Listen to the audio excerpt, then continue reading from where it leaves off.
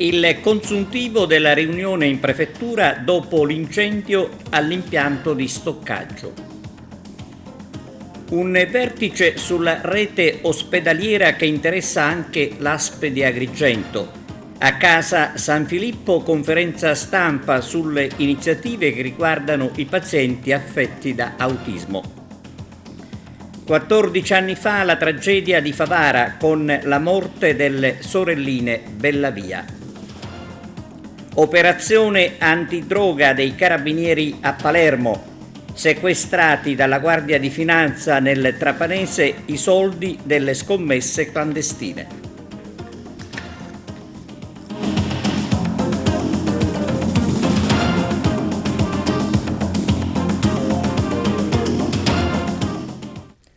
Benvenuti su TVA Notizie. Apriamo il telegiornale occupandoci ancora dell'incendio di Licata. Nel servizio di Arturo Cantella il consuntivo delle iniziative dopo il vertice alla prefettura di Agrigento.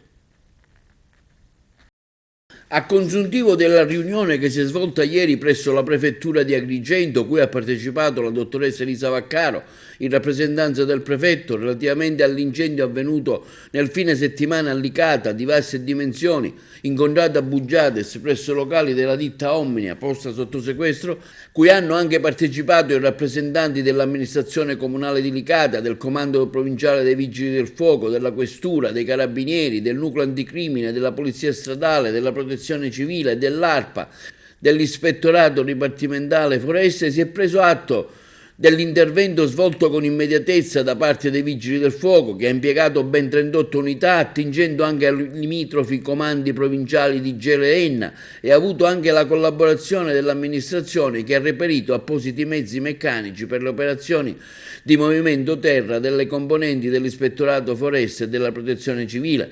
Nel corso dell'evento sono state analizzate anche le problematiche connesse alla salvaguardia della salute pubblica, anche attraverso l'ausilio del rappresentante dell'ARPA, che fornirà i risultati dei campionamenti eseguiti, quindi valutare l'eventuale prosecuzione delle ordinanze comunali già disposte di chiusura degli istituti scolastici dell'intero comune fino al giorno di mercoledì, attesa la centralità dell'ubicazione dell'impianto di stoccaggio.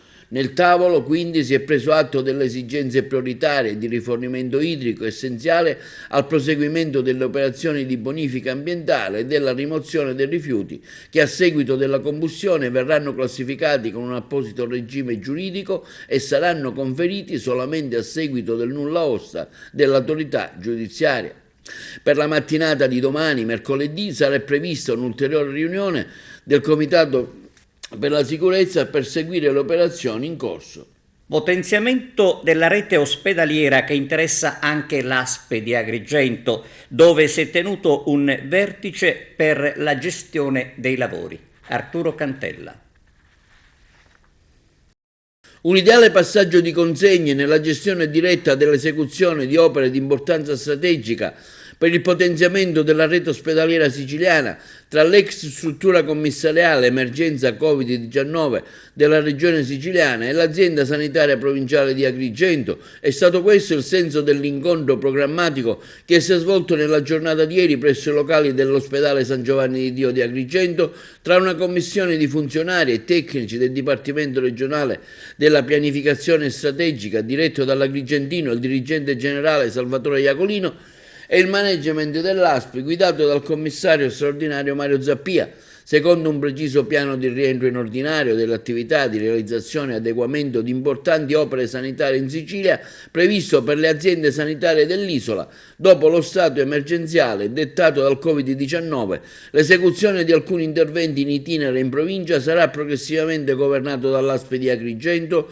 sotto il profilo gestionale, tecnico e amministrativo. Si tratta di lavori di importanza fondamentale come l'ammodernamento, l'ampliamento dell'area emergenza-urgenza degli ospedali di Agrigento e Sciacca, il potenziamento delle terapie intensive dei 2 nosocomi con l'approntamento di 8 postazioni di terapia intensiva e 12 di subintensiva sia a San Giovanni di Dio di Agrigento che al Giovanni Paolo II con 4 di terapia intensiva e 8 di subintensiva. Il passaggio delle consegne e delle competenze è finalizzato ad agevolare il superamento di alcuni impedimenti tecnico-amministrativi che precedentemente erano emersi.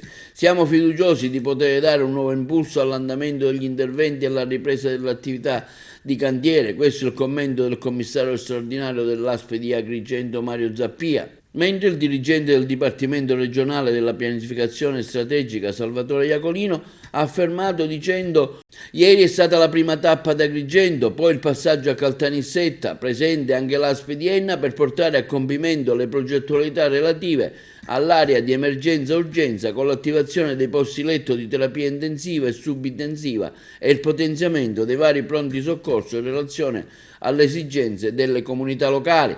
E questo, termina Iacolino, l'obiettivo dell'assessorato è quello di completare entro il prossimo 20 giugno 2026 gli interventi previsti anche attraverso una rinnovata programmazione in linea con le esigenze che registreremo nel corso degli incontri organizzati in tutta la Sicilia.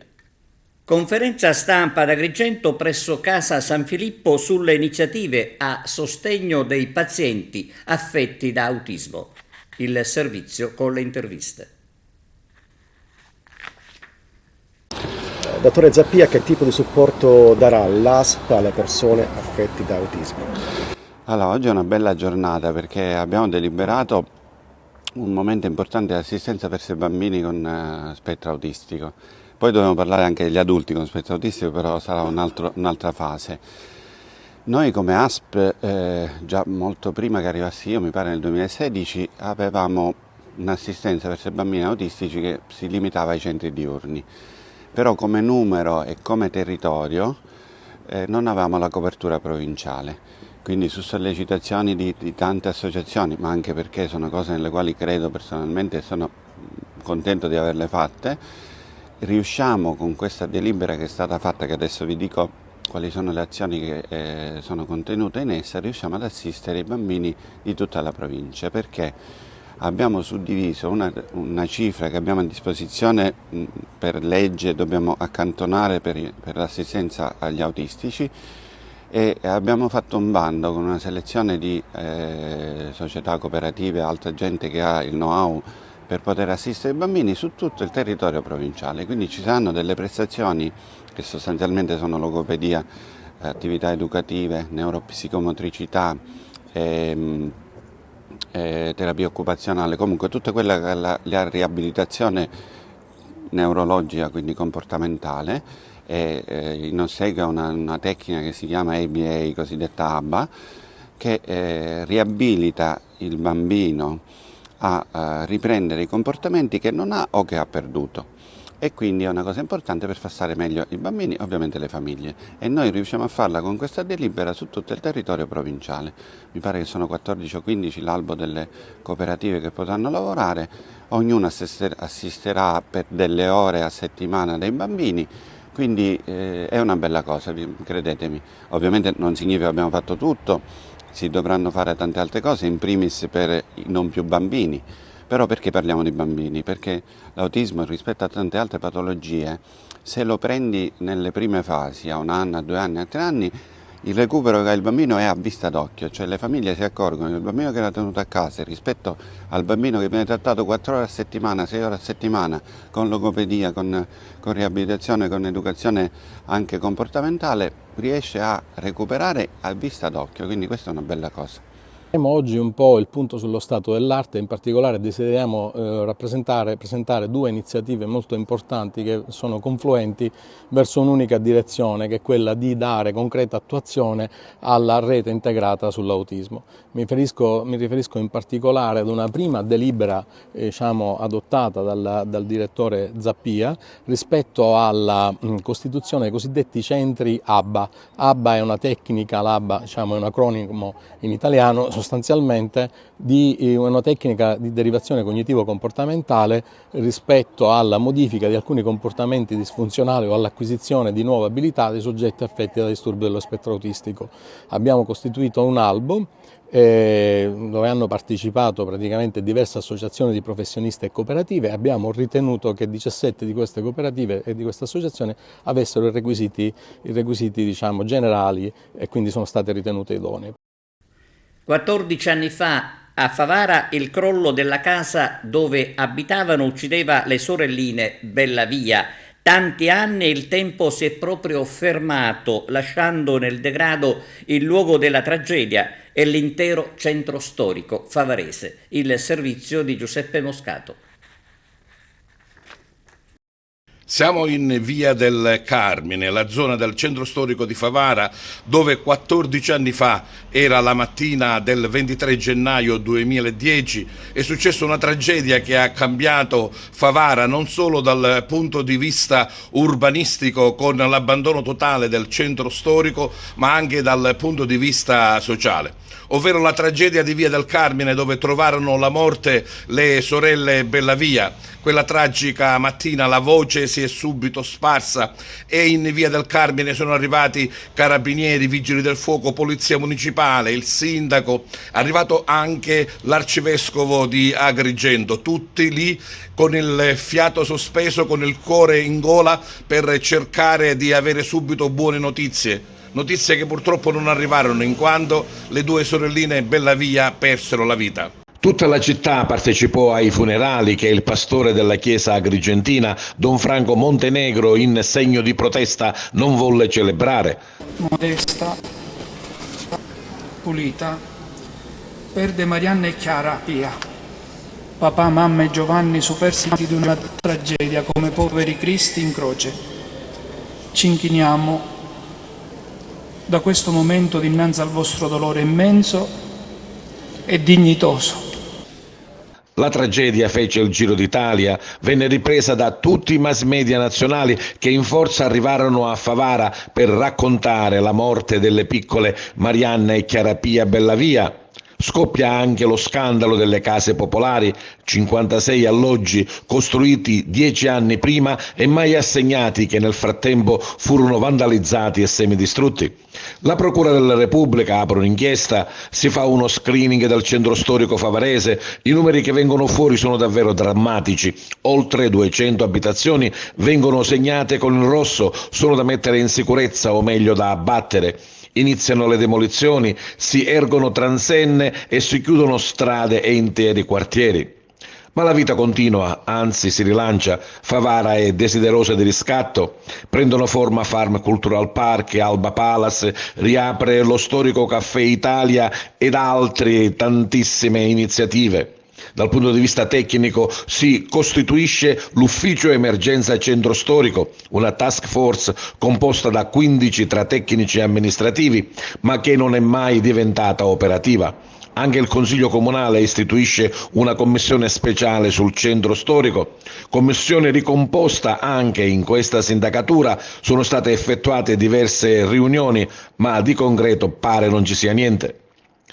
Rimane in aria anche il progetto di riqualificazione della zona di Via del Carmine, che vede insieme pubblico e privato. L'iter era iniziato nel 2013 sotto la sindacatura di Rosario Manganella, con la partecipazione ad un bando regionale per la riqualificazione urbana di centri storici.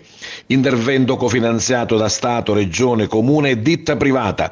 Intervento che interessa un'area urbana di circa 5.000 metri quadrati con la realizzazione di 6 alloggi a canone sostenibile, 12 alloggi di edilizia privata ed ancora opere di urbanizzazione per una spesa complessiva di circa 3.600.000 euro, di cui oltre 600.000 euro di cofinanziamento pubblico.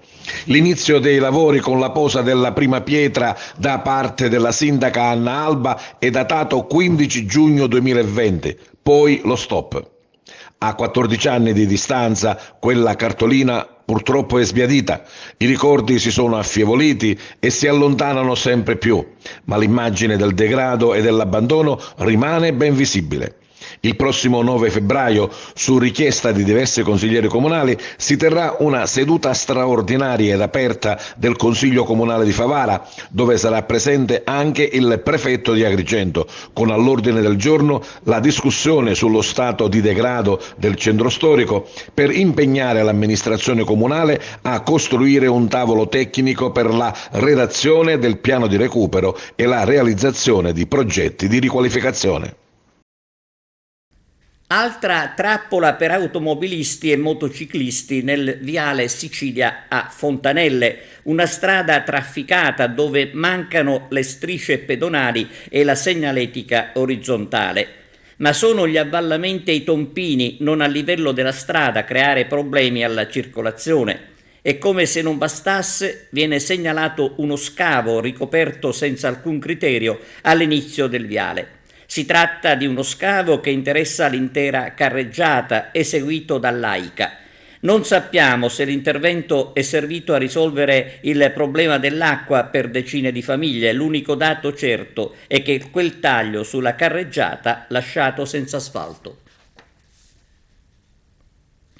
Interessante convegno della Confcommercio al Museo Archeologico di Agrigento sul tema Bevi responsabilmente. Le interviste di Davide Sardo. L'iniziativa parte nel voler dare consapevolezza ai nostri ragazzi che continuando a bere in maniera smisurata mettono a repentaglio la loro vita. Quindi sì, questo convegno è veramente importante, questo convegno voluto insieme all'Associazione Nazionale dei Magistrati proprio per cominciare a dare consapevolezza ai nostri giovani, consapevolezza verso i rischi che corrono continuando ad avere questi comportamenti, perché purtroppo il bere in maniera smisurata ha portato anche a situazioni di violenza, a disordini, risse per le strade, risse nei nostri locali e questo non va più bene. Bisogna educare i nostri giovani a conoscere i propri limiti, a bere in maniera consapevole ma anche e soprattutto di qualità. Quindi è necessario combattere l'abusivismo, è necessario dare sicurezza e dire ai nostri giovani che davanti alla loro vita niente è più importante. Sì, è un'iniziativa che la nostra confederazione di riferimento, la FIPE, la Federazione Italiana dei Pubblici Esercizi, sta mettendo in campo nazionale. E noi abbiamo raccolto subito con la nostra presidenza provinciale retta da Gabriella Cucchiara l'invito a poter espletare questo tipo di momento di confronto. L'argomento è un argomento oggi, ahimè, sotto i riflettori. La Malamovida purtroppo ha preso il campo rispetto alla divertirsi in maniera sana e in maniera anche responsabile. Bere responsabilmente significa divertirsi, stare assieme, socializzare, ma al contempo non eccedere e quindi godersi i momenti di gioia, di felicità, di condivisione, e che in quel caso invece non te li godi più e soprattutto poi si va verso qualcosa di negativo, perché purtroppo poi l'abuso di alcol genera altri tipi di reazioni. Sappiamo tutti bene quello che è successo recentemente a Palermo, quello che sta succedendo anche in altre località importanti. La formazione, ecco, da questo punto di vista Confcommercio cercherà di capillarmente inviare un messaggio agli studenti ma anche alla nostra categoria per dire: formiamoci tutti e tutti abbiamo una responsabilità, sappiamola cogliere, sappiamola al meglio divulgare. Per la costruzione della mensa alla scuola Livatino di Palma di Montechiaro sono disponibili 500.000 euro. Ieri l'inaugurazione dei lavori. Arturo Cantella.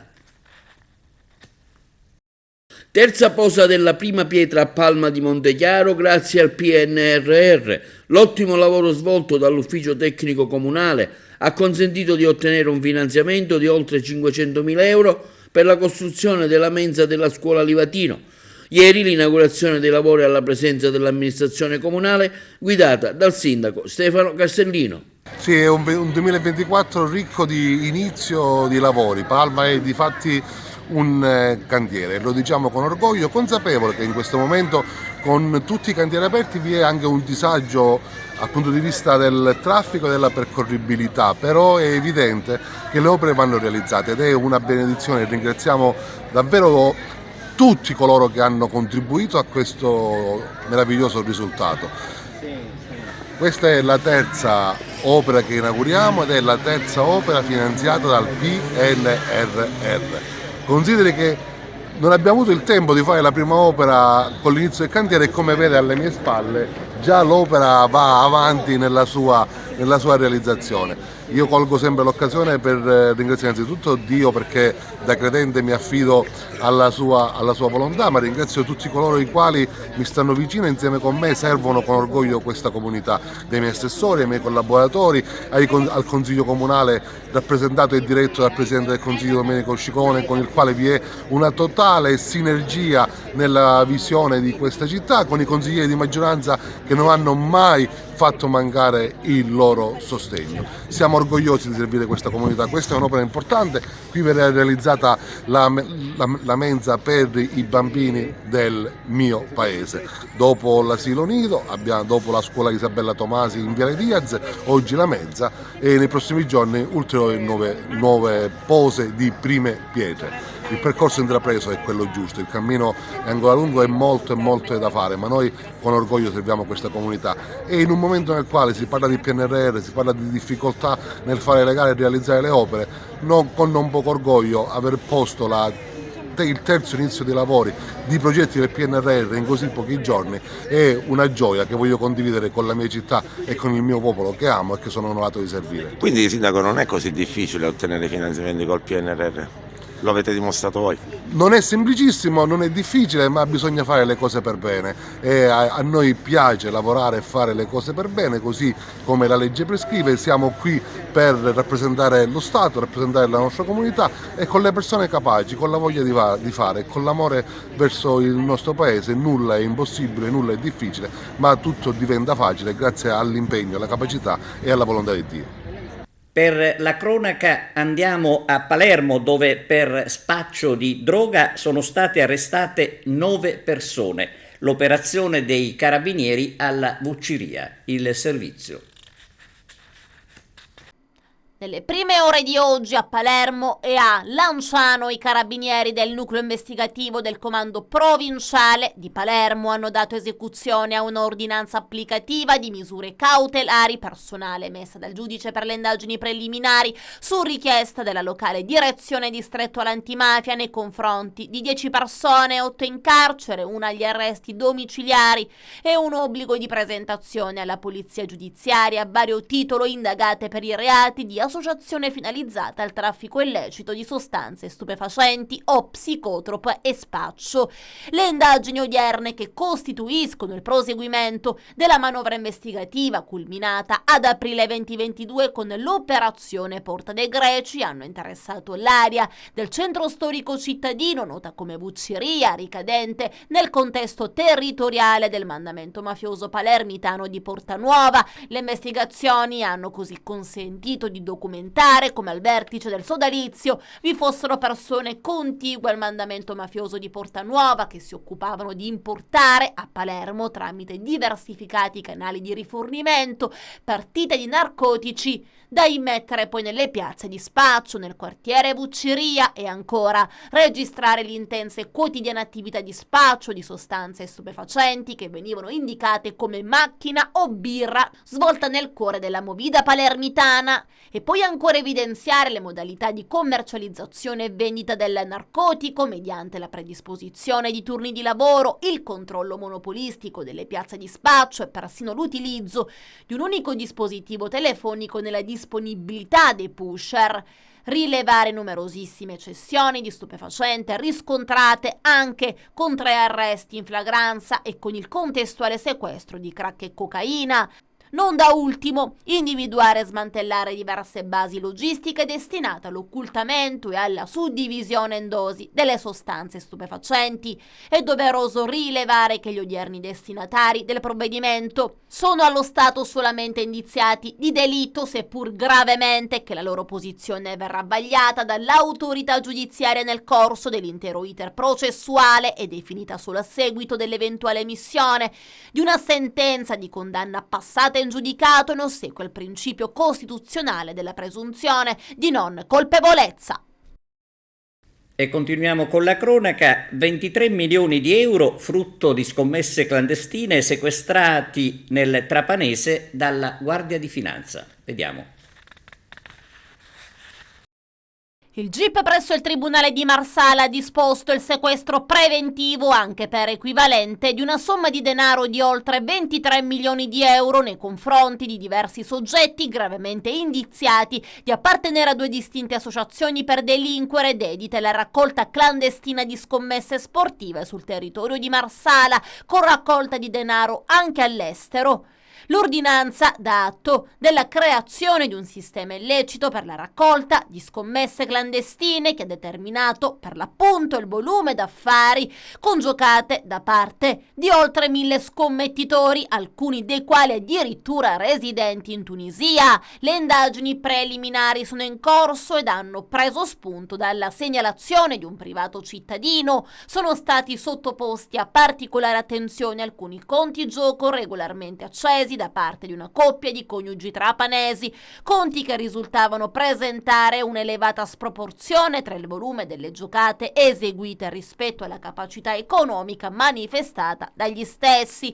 Nel proseguo delle articolate indagini, anche di natura tecnica, veniva rilevato che detti coniugi erano inseriti in 2 distinte associazioni a delinquere che operavano separatamente ma con le medesime modalità. Una consisteva nel porsi come intermediari tra i privati scommettitori e i siti sui quali i soggetti avevano acceso regolarmente ai propri conti gioco, permettendo così a detti scommettitori di rimanere anonimi. L'altro metodo, invece, consisteva nella raccolta delle scommesse e il successivo utilizzo di siti di scommesse esteri a ciò dedicati, privi delle autorizzazioni necessarie per poter operare in Italia. Una volta eseguita la giocata in contanti, veniva rilasciata apposita ricevuta a cui seguiva sempre in contanti l'eventuale liquidazione della vincita. Le indagini, inoltre, grazie allo scambio di email, al contenuto di chat e alle intercettazioni telefoniche, hanno permesso di individuare gli ulteriori soggetti coinvolti e di definire il ruolo ricoperto da ciascuno nell'illecita attività. Dei 12 soggetti coinvolti nelle indagini in corso, fermo restando il principio di non colpevolezza, 9 sono stati destinatari di un provvedimento restrittivo in quanto allo stato raggiunti da una misura cautelare personale. Il comparto del gioco, in considerazione delle significative prospettive di guadagno offerte, si conferma essere uno dei settori di maggiore interesse per la criminalità economica. Da ciò discende il costante impegno da parte della Guardia di Finanza a presidio della legalità nella repressione del gioco d'azzardo e di contrasto alle ludopatie. Numerose le inchieste, infatti, degli ultimi anni che hanno mostrato con chiarezza che la criminalità ha ampliato le sue prospettive intercettando i settori potenzialmente più redditizi, e questo è uno dei preferiti.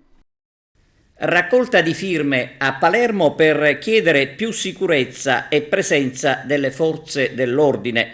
La gente comincia ad avere paura anche in centro. È di ieri sera l'ennesimo atto delinquenziale ai danni di un uomo pedinato e rapinato nell'androne del palazzo. È successo in via Maqueda. Speriamo, sostengono i cittadini e non solo di Palermo, che ci si renda conto che Caivano non è un caso isolato e che la delinquenza purtroppo dilaga.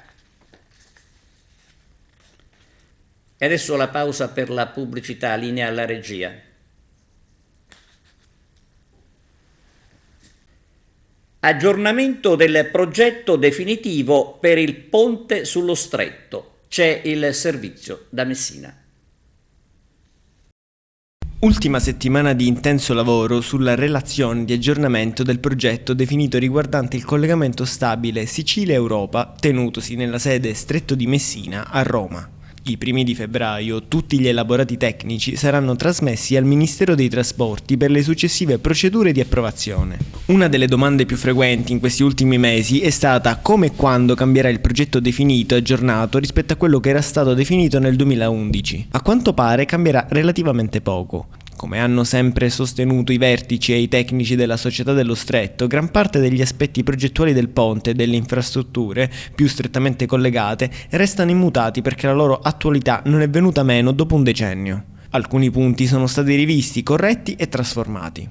Rimane la campata unica di 3.300 metri del ponte, che ospiterà 3 corsie stradali per senso di marcia, 2 corsie di servizio e 2 binari ferroviari, garantendo un sistema di attraversamento fruibile H24 per 365 giorni l'anno. Naturalmente confermati anche 40 km di raccordi viari e ferroviari, l'80% dei quali sviluppati in galleria, che collegheranno il ponte dal lato Calabria all'autostrada e alla stazione ferroviaria di Villa San Giovanni, e dal lato Sicilia alle autostrade Messina-Catania e Messina-Palermo, nonché alla nuova stazione di Messina.